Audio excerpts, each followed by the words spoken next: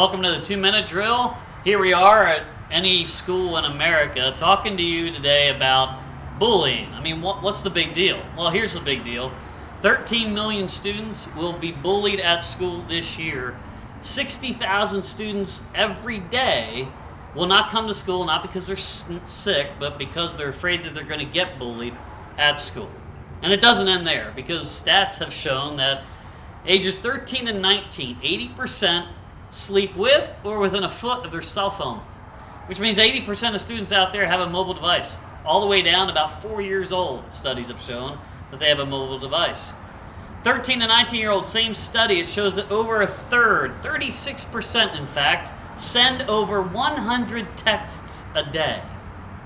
Now that's phenomenal, and what it tells us is, unlike days before when you could go home and find a respite from bullying, when you go home now, it just ramps up. In fact, from 6 to 10 p.m. at night is when bullying occurs more than any other time during the day. So you think you might have a handle on it at school, but then they go back home, they get more recharged up, and they bring it back to school. So what's the solution? Well, it's tough to say in 2 minutes, but I will say this. I think it's a culture change that has to take effect.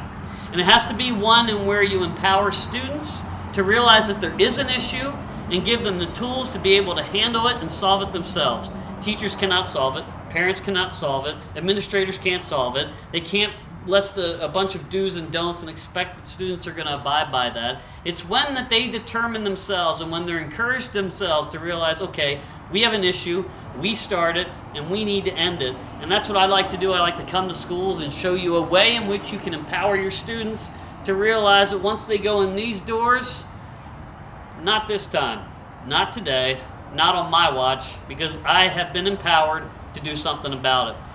You can either do something or do nothing. Right now, many students aren't doing anything, but when we give them power to do something, bullying can be solved.